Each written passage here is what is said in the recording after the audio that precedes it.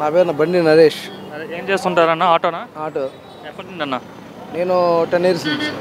అంతకుముందు ఏం చేసేవారన్న? కార్ డ్రైవర్ని. కార్ డ్రైవర్ చేశారు. ఓకే, ఎట్లా ఉందన్న ఇప్పుడు ఆటో సర్వీస్ అంత బాగానే ఉందా? సర్వీసు అనేది బాగానే ఉందండి. కాకపోతే ఏంటంటే రోడ్లు కూడా ఇప్పుడు నిజం చెప్తున్నా అంటారా, గత ప్రభుత్వం అంటే మన జగన్ గారు ఆయన 5 things ఆయన బాగానే ఉండేది.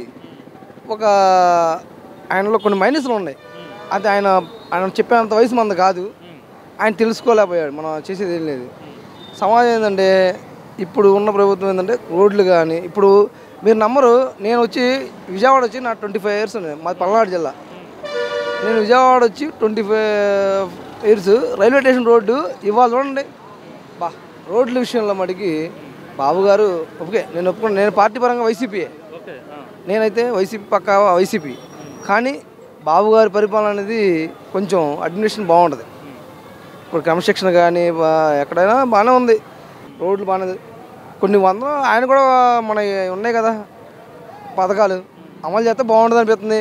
మాకు కూడా ఆటో వాళ్ళకు కూడా కార్మికులకు వేసేవాడు. ఆటో కార్మికులకి లోకేష్ బాబు గారికి కూడా మేము విన్నవించాం. ఆయన కూడా సమర్థించుకుంటారని నా ఆశ. అది రోడ్లు అయితే ముఖ్యంగా మీరు నెంబర్ 1. రోడ్లు బాగోకపోతే ఎట్లా ఇబ్బందులు పడేవారు గతంలో రోడ్లు బాగాలేనప్పుడు? అమ్మో ఆ బాధ నిజమండి. ఆ గోతులు అంటే జగన్ గారు ఏ కాడికి పథకాలు అయ్యే చూసుకున్నాడు కానీ ఈ పక్కన వాళ్ళు చెడు మాటలేని ఆలోచించాల. బ్రహ్మాండంగా ఉన్నాయి. ఇప్పుడు అసలు రైల్వే స్టేషన్ రోడ్డు చూడండి, ధర్రని వెళ్ళిపోతున్నాం. అలా ఉంది. రిపేర్లు ఎక్కువ అయ్యేవా? రోడ్డు వాహనం గోతులో పడితే పోర్క్ బెండ్ వచ్చేదండి. పోర్క్ బెండ్ చేయకపోయినంటే 1500 అవుతాయి. 10,000 అట్లానే అయిపోయేవి. అంటే ఏదైతే ఖండించలా రోడ్లు దృష్టి అన్ని పరిపాలన బాగా ఆయన క్రమశిక్షణ అనేది మనం ఆయన చెప్పే థింగ్స్. ఎమ్మెల్యేలు ఎక్కువ బూతులు మాట్లాడే వాళ్ళ బూతులు అదే చెప్పట్లా. ఇక మేము పేర్లు చెప్పకూడదు. ఇక మీకు నేను వంశీని అరెస్ట్ చేశారుగా ఏమండి, పార్టీ మారచ్చు తప్పులేదు. మన కడుపుకు అన్నబెట్టిన వాళ్ళని తిట్టకూడదు. నీకు ఇవ్వాలా నువ్వు పార్టీ ఎవరైనా మారుతున్నారు. ఆ పార్టీ వాళ్ళు ఈ పార్టీకి వస్తున్నారు, ఆ పార్టీకి వస్తున్నారు. మనకు జన్మించింది తల్లి అది. నీకు ఇచ్చింది ఎవరు? ఎలా జన్మనిచ్చింది? తెలుగుదేశం పార్టీ. నువ్వు అలా ఆయన తిట్టావు అంటే ఏంటి అర్థం ఏంటి? ఆయన ఫ్యామిలీని తిట్టావు. ఆయన ఏమన్నాడు? విమర్శించు, ప్రభుత్వాన్ని విమర్శించు. ఎవరైనా నేనైనా విమర్శిస్తా. ఏమండి ఈ ప్రభుత్వం చేయలేదండి, నేను ప్రభుత్వాన్ని విమర్శించలేదు అని చెబుతాను. ప్రభుత్వాన్ని విమర్శించగానే ఇళ్ళల్లో లేడీస్ని ఫ్యామిలీని అనకూడదండి. అది ఎవరి వ్యక్తిగత విషయాలు. అసలు ఆమె ఎప్పుడు రాలా. చంద్రబాబు ఫ్యామిలీని టచ్ చేసి ఉండాల్సింది కదా. అది అందువల్ల బెనిఫిట్ అనడం. ఆల్రెడీ ఇంకొక ఆయన ఉన్నాడు, మనం చెప్పకూడదు పేర్లు, ఉన్నారు బ్యాచి 5-6 మన అంతలో కాదు. చెప్పండి పర్వాలేదు, పేర్లు మనం చెప్పకూడదు సార్.